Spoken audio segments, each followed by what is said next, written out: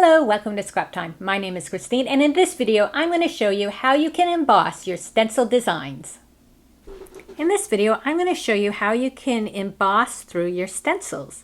Now when I'm doing embossing, I like to use these Stupendous Aged Embossing Enamels. I just find they're interesting.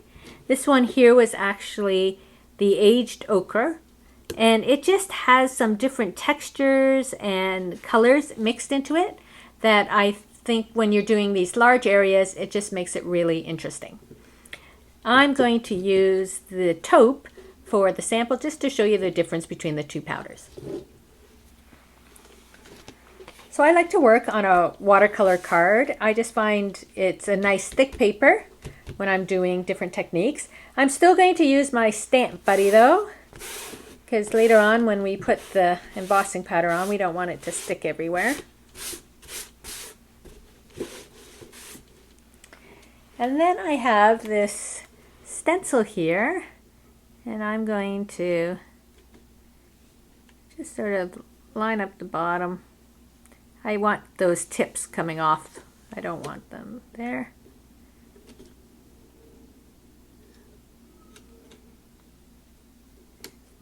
And then tape it in place. Now Ranger has an Emboss It dabber. So it's the embossing ink, but in a dabber form, which makes it perfect for doing stencils. So you don't want a lot though, because if you get too much, then it's going to get underneath that stencil and you won't have the same crisp image. I'll do this a lot more when I'm just looking for texture on using texture stencils, and I want texture on a page versus this is like a full-on design.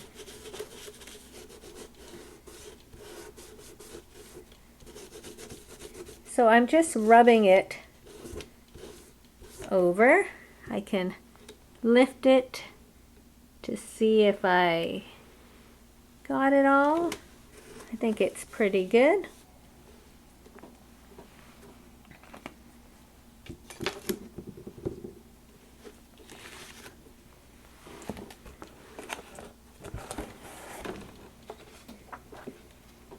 So my image is there, so now I'm going to use the taupe.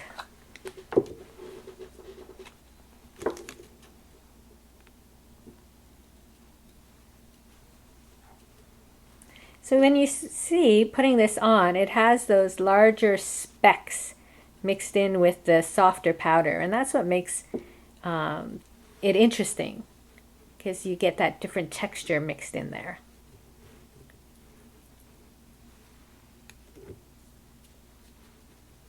So I can do this, and then I can go back and see where I need some more powder.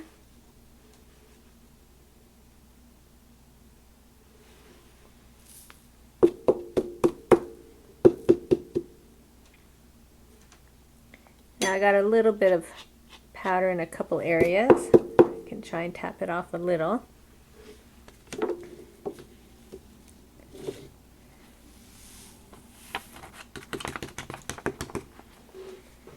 This one was a bit bigger, so I have some powder on my craft mat. I just want to rub off a bit, otherwise it'll, when I heat it, it's going to melt onto my craft mat. So I'm just going to clean this up for 1 second.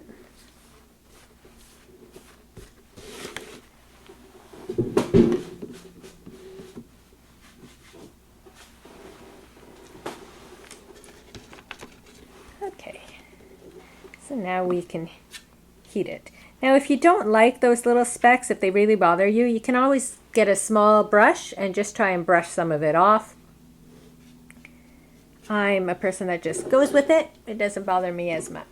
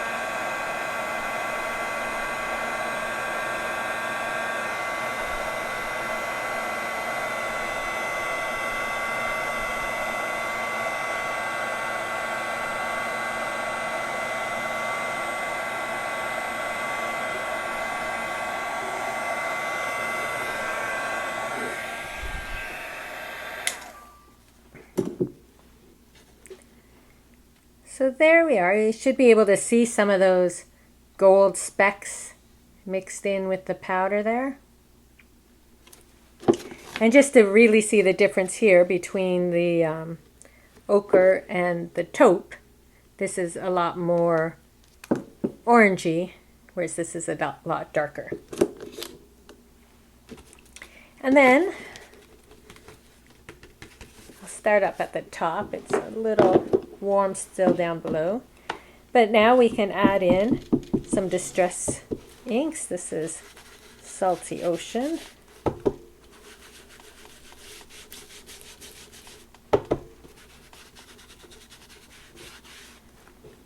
You just want to make sure that your embossing powder is cooled enough that you don't, because it's just a plastic that's melting there. You don't want it to if it hits your finger when it's still hot, it can really hurt. I might have done it once or twice. Going to use some mowed lawn on the bottom.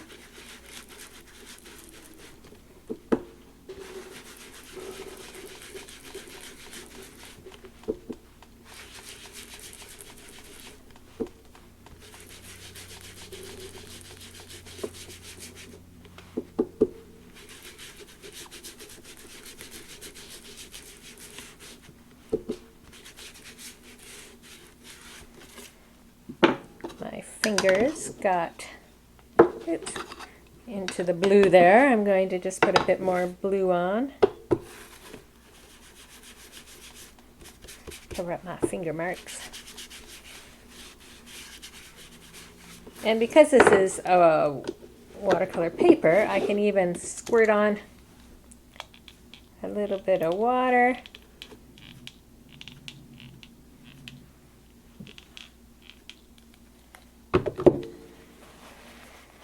And the embossing powders will resist the inks, they'll resist the water. I can remove that water so I have a bit of texture in my background. And there we go. That's how easy it is to use your stencils with the Ranger Emboss It Dabber to emboss designs. And as I said, this is a design, but a lot of times I like to use the texture stencils to add emboss texture to my cards or my art journal pages. Thanks for watching. Be sure to give our video a thumbs up and subscribe to Scrap Time videos on YouTube. In the meantime, here are a few other videos you might be interested in watching. See you next time. Bye-bye.